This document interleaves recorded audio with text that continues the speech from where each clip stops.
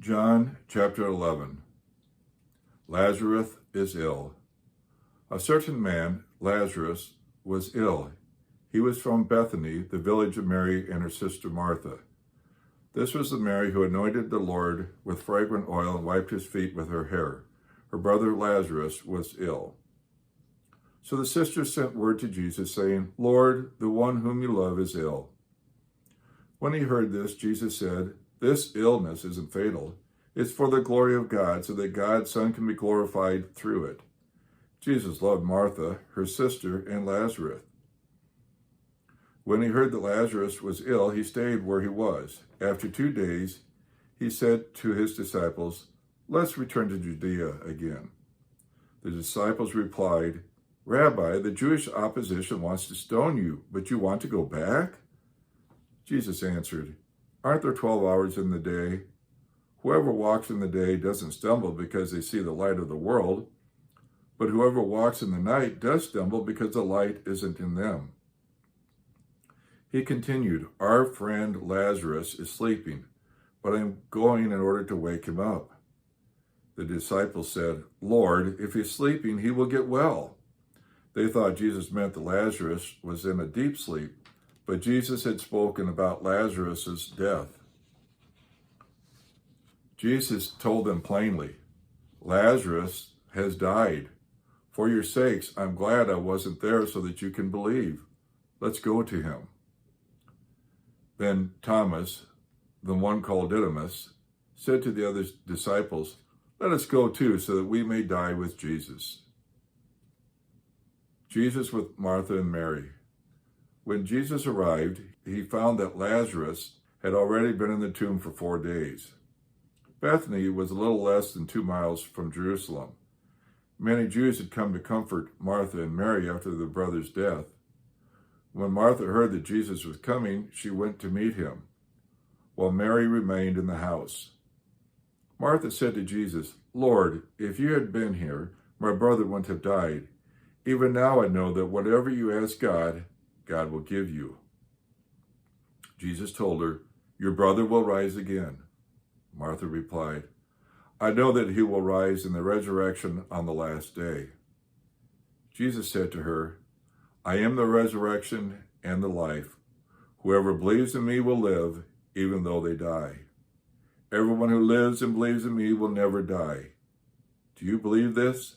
She replied, "Yes, Lord. I believe that you are the Christ, God's Son, the one who's coming into the world."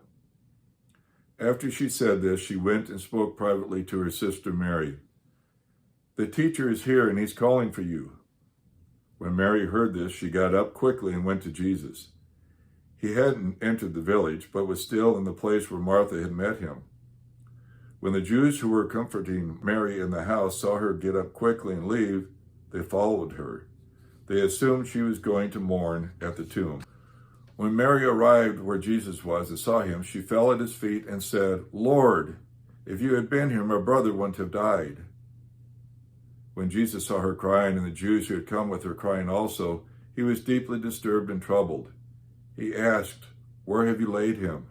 They replied, "Lord, come and see." Jesus began to cry. The Jews said, "See how much he loved him?"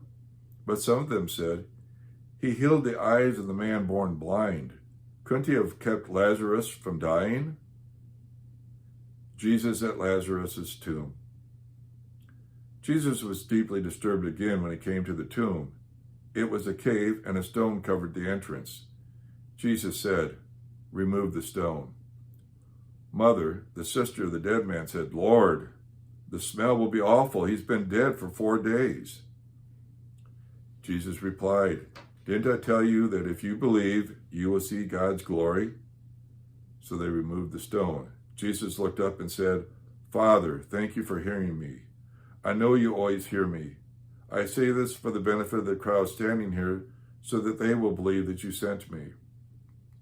Having said this, Jesus shouted with a loud voice, "Lazarus, come out!" The dead man came out, his feet bound and his hands tied, and his face covered with a cloth. Jesus said to them, "Untie him and let him go."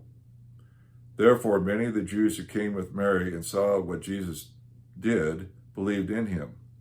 But some of them went to the Pharisees and told them what Jesus had done. Caiaphas prophecies. Then the chief priests and Pharisees called together the council and said, "What are we going to do? This man is doing many miraculous signs. If we let him go on like this, everyone will believe in him. Then the Romans will come and take away both our temple and our people." One of them, Caiaphas, who was a high priest that year, told him, "You don't know anything. You don't see that it is better for you that one man die for the people rather than the whole nation be destroyed?" He didn't say this on his own. As high priest that year, he prophesied that Jesus would soon die for the nation, and not only for the nation.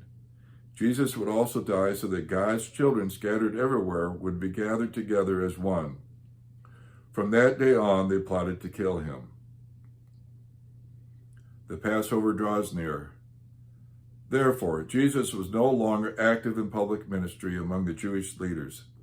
Instead, he left Jerusalem and went to a place near the wilderness, to a city called Ephraim, where he stayed with his disciples. It was almost time for the Jewish Passover, and many people went from the countryside up to Jerusalem to purify themselves through ritual washing before the Passover. They were looking for Jesus. As they spoke to each other in the temple, they said, "What do you think? He won't come to the festival, will he?" The chief priests and Pharisees had given orders that anyone who knew where he was should report it, so that they could arrest him.